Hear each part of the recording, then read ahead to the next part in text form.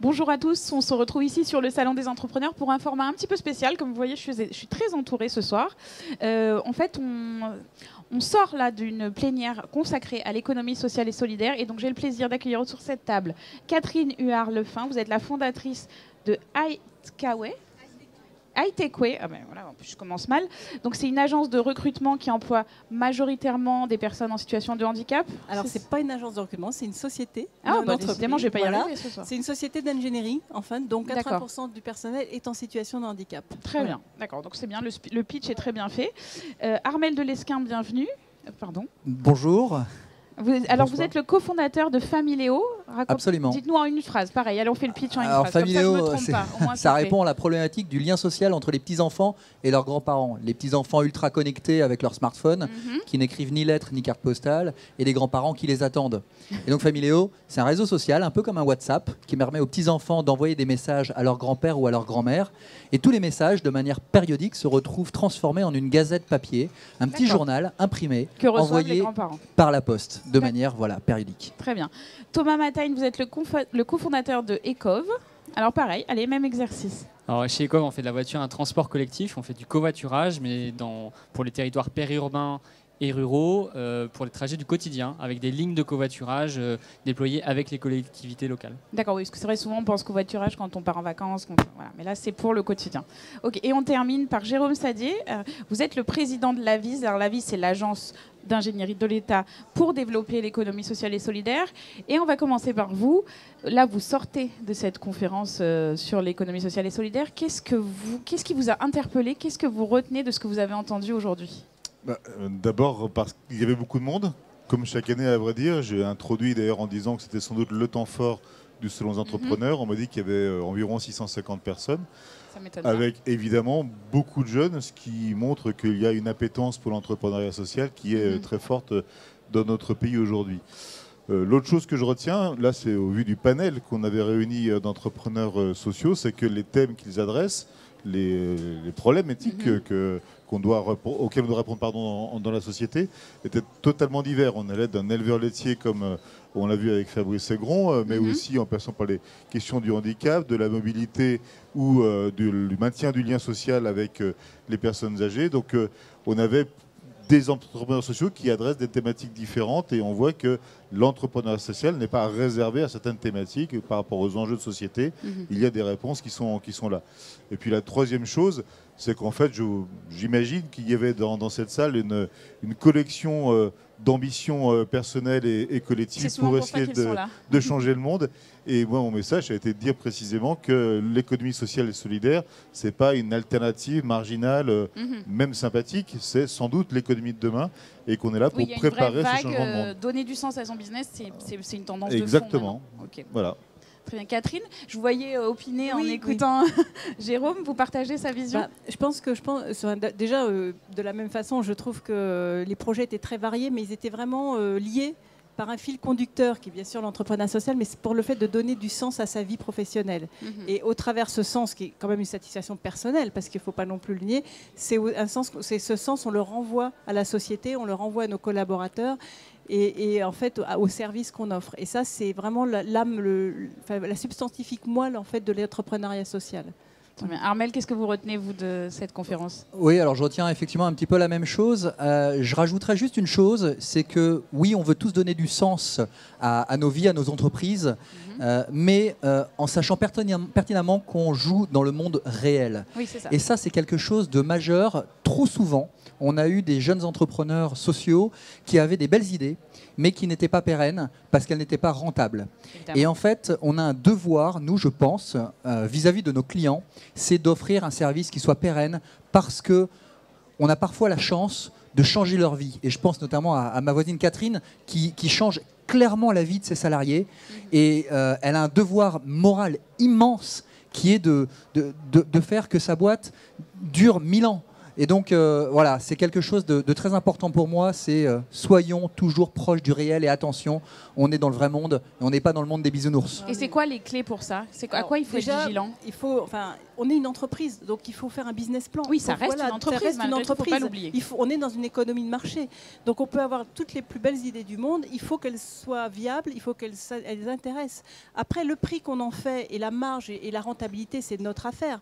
Faire de l'argent, c'est pas mal. Être rentable, c'est pas mal. Au contraire, il faut qu'on soit rentable. Nous, on a des salariés qui veulent acheter des maisons, des appartements, qui veulent changer de vie. La seule chose, c'est qu'il faut que l'argent que l'on génère enrichisse l'entreprise, enrichisse la société. Et pas le code du directoire. Thomas, vous partagez toutes ces... Complètement. On est d'abord entrepreneur, c'est-à-dire qu'on doit produire, et c'est parce qu'on est entrepreneur qu'on a le potentiel de changer le monde. On est dans un système qui est viable à long terme, qui est capable de devenir très gros potentiellement. Et par ailleurs, comme ça a été dit, l'entrepreneuriat social, c'est pas un entrepreneuriat faible.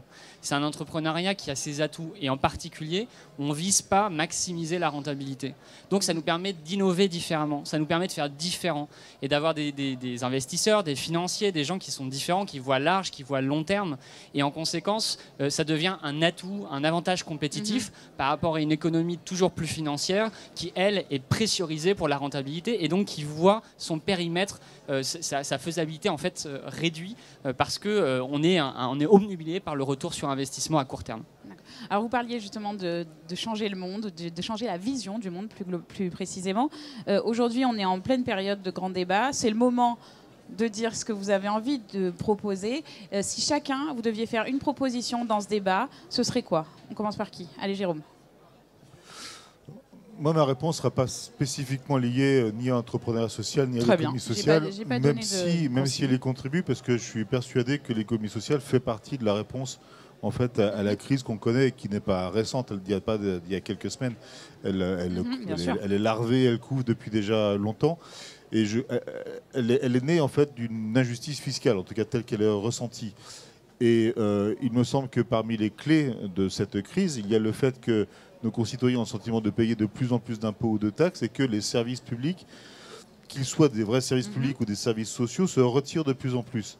Et l'inadéquation entre les deux est totalement incompréhensible.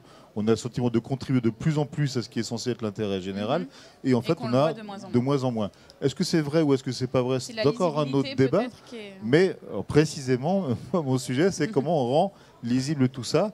Il y a un besoin de services publics, ou en tout cas de proximité des services publics, et je pense que l'économie sociale peut y contribuer, parce que déjà sur un certain nombre de secteurs d'activité, les entreprises de l'économie sociale contribuent en fait non seulement au maintien du lien social, mais au service au public. Et donc je crois qu'il y a là une question, une solution qui peut être trouvée. Pardon. Thomas, vous vouliez réagir? Oui, absolument d'accord. C'est-à-dire que le service public aujourd'hui est en train de renaître. On peut réinventer le service public avec l'innovation. Et ça passe par plein d'innovations techniques, sociétales, etc. C'est l'intervention publique qui permet de faire tourner ces modèles économiques, exactement comme on a des services publics classiques avec des grandes entreprises qui sont rentables, mais c'est du service public. Et ben on peut réinventer. Et ça, l'économie sociale et solidaire, pour les raisons de rentabilité limitée, lucrativité limitée, a ses atouts à jouer. Parce que dans le monde de l'innovation, le monde classique vise à maximiser la rentabilité face à une prise de risque. Les investisseurs classiques disent « Ok, je vous donne de l'argent, mais en face, je veux une perspective de rentabilité très forte. » Or, dans le service public, vous n'aurez jamais de rentabilité très forte. C'est un principe de jurisprudence, etc. C'est pas possible. Et c'est logique, c'est moralement logique. Donc, si vous n'avez pas de perspective de rentabilité très forte, vous n'avez pas de financement classique. Donc il faut d'autres types de financement. Et l'économie sociale et solidaire permet justement ça. Catherine, votre proposition? Alors moi, ma proposition, elle n'est pas forcément liée à l'économie sociale et solidaire, mais tout simplement aux entrepreneurs qui veulent se lancer. Pour l'avoir vécu, un entrepreneur, c'est quelqu'un qui prend tous les risques, qui met souvent toute sa tirelire sur la table, qui passe 70 heures par semaine au début, qui se paye au lance-pierre quand il se paye. Et en fait, on n'a droit à rien. Là, je vais donner juste un exemple. Depuis que je suis en SAS, j'ai droit à la mutuelle de ma société. Mais je ne cotise pas au chômage. Je n'ai pas la notion d'accident de travail. Et jusqu'à avant, quand j'étais en SARL, je n'avais pas droit à la mutuelle d'entreprise. Je n'avais le droit, donc je prenais une mutuelle très chère à côté. En fait, on n'a le droit que de prendre des risques. Et alors qu'on crée de la valeur. Moi, j'ai 53 salariés. Je suis fière de me dire qu'il y a 53 personnes dans mon entreprise qui vivent grâce à une idée que j'ai eue il y a 10 ans. Et donc pourquoi les entrepreneurs ne sont pas, n'ont pas... Si la boîte coule, c'est pas que de ma faute. Donc pourquoi on n'a pas le droit au chômage? Pourquoi on n'a pas le droit de couverture sociale? L'accident de travail n'existe pas. Moi, je me suis fait mal une fois, je me suis cassé le pied, j'ai rien. Donc pourquoi ce régime, alors qu'on a besoin des entrepreneurs? C'est eux qui risquent, c'est eux qui y vont. Il n'y a qu'en France. Hein. Donc, voilà. C'est des revendications qu'on entend souvent, effectivement, ici. Oui. Il y en aurait peut-être plus s'il y en avait une justice entre les salariés et les patrons, si on arrêtait de stigmatiser les patrons comme des vilains démons qui ne veulent s'enrichir, peut-être qu'on aurait un peu plus de gens qui se lanceraient dans l'entrepreneuriat. Armel? Non, alors moi, c'est plutôt une sorte de coup de gueule, entre guillemets. C'est le startup washing. Alors, startup washing, c'est quoi? C'est quelque chose. C'est un état d'esprit de la part de certains élus, notamment, je pense en zone, de certains élus locaux ou des associations ou plein de choses qui utilisent quelque part les startups dans le cadre de concours et qui donnent des prix. Que ce soit des prix avec de l'argent ou pas de l'argent, mais à des startups en leur faisant croire en fait que les entrepreneurs sont super, qui vont réussir, que bravo, vous avez un marché, vous allez cartonner, alors qu'en réalité, ils ne leur donnent ces prix que pour des raisons politiques, parce que c'est bien pour le territoire, parce que ça fait de la com, parce que ça fait dynamique, etc. Et en fait, moi j'ai connu pas mal de jeunes entrepreneurs qui ont gagné des prix. Et d'ailleurs, moi-même, lors de mon premier projet entrepreneurial avant Familéo, j'avais gagné des prix. Et en réalité, ils étaient assis sur rien et je me suis planté. Et en fait, je trouve que c'est vraiment c'est un manque de courage de la part de ces institutions ou de partenaires. Alors, pas de tous, loin de là, parce que évidemment, il y en a qui sont super, et notamment la Vise. Nous, on est très contents. Non, mais on a gagné et ça nous a permis de grandir. Et on a un modèle qui est pérenne. Hein, mais je pense à ces nombreux prix qui parfois sont assis sur pas grand-chose. Et en fait, pourquoi je dis ça? Parce que c'est des entrepreneurs derrière qui se cassent la figure et qui se font mal. Parce que quand vous tombez et que vous avez créé votre boîte et vous avez mis toutes vos économies, comme le disait Catherine, c'est très difficile de repartir en selle. Et donc voilà, c'est vraiment... vous a dit attention. Exactement. Voilà. Que les gens aient un discours de vérité par rapport justement au projet de tous ces entrepreneurs qui se lancent, qu'on n'hésite pas à leur dire... Là, tu risques de te planter. Là, c'est pas bien. Ou au contraire, oui, si, c'est vraiment le cas. Allez, on termine. Ah, vous vouliez rajouter quelque chose, Jérôme, pardon. J'ai juste eu peur qu'Armel dise que le prix qu'il avait reçu grâce à la Vise ne lui servait à rien. Donc, manifestement, c'est pas il s'est bien rattrapé. Au contraire, il a été majeur. Non, mais il a été majeur chez nous. En plus, mais cela dit, Armel a raison. Il y a un danger...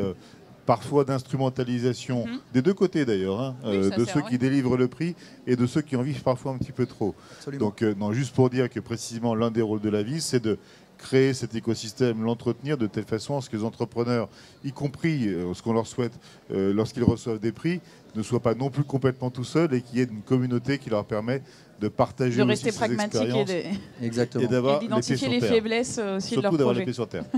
Allez, on termine le tour de table avec nos trois entrepreneurs. Chacun rapidement, s'il y avait une erreur dans vos jeunes entreprises, une erreur aujourd'hui que vous ne referiez pas. Alors je me lance, c'est de ne pas parler de son projet à des gens qui sont légitimes ou compétents, de garder son projet secret. Alors je ne me répète souvent, j'en parle beaucoup, mais c'est un sujet qui est pour moi très important parce qu'on enrichit bien souvent son projet en échangeant avec les autres. Ne pas rester derrière son bureau. Voilà. Et trop de jeunes entrepreneurs ont peur de parler de leur projet à des gens en pensant qu'on va leur piquer l'idée. Et en réalité, la probabilité de se faire piquer l'idée, elle est bien plus faible que le gain potentiel de parler à quelqu'un qui au contraire peut vous aider, qui peut vous mettre en relation avec quelqu'un qui lui-même pourra vous aider à faire votre BP ou à trouver des financements ou autre. Donc surtout parlez de vos projets, n'hésitez pas à communiquer parce que vous allez vous enrichir au niveau de vous allez enrichir votre projet. Au niveau personnel et business aussi. Catherine. Alors, moi, je pense que c'est lié à tous les entrepreneurs. C'est-à-dire qu'au début, ça avait été évoqué un petit peu dans la conférence, on n'a pas beaucoup de moyens et on n'ose pas s'entourer dans les premières années de gens très compétents parce qu'on se dit que ça va nous coûter très cher. Et du coup, entrepreneur, c'est pas un diplôme. En fait, c'est quelque chose qu'on a en nous, mais on n'est pas économiste, on n'est pas financier, on n'est pas comptable, on n'est pas RH. Et moi, je sais que j'aurais mis le prix au début pour peut-être me faire conseiller sur quelques axes stratégiques, etc. Je pense que j'aurais évité et l'argent, je l'aurais largement récupéré. Voilà. Maintenant, c'est fait. Maintenant, j'ai une belle équipe, mais voilà. Maintenant, tout va bien. Mais bon, voilà. Thomas. Je suis absolument d'accord avec les deux premiers conseils et je rajouterais pour avoir la réponse à toutes vos questions, le meilleur moyen, c'est de se lancer et de ne pas tergiverser en permanence, de faire des business plans dans tous les sens, de faire du papier, etc. Il faut se confronter à la réalité et minimiser les risques en allant chercher la vérité là où elle se trouve, et c'est pas dans un bureau. Et en se faisant accompagner par la vie, bien sûr. Et voilà, par plein d'acteurs qui sont là pour ça. Être entrepreneur, ça n'empêche pas de faire une étude de marché. Hein. Évidemment. Même dans le social. Très bien, merci à tous en tout cas, et bonne continuation à tous Merci dans à vos vous. entreprises respectives. Merci.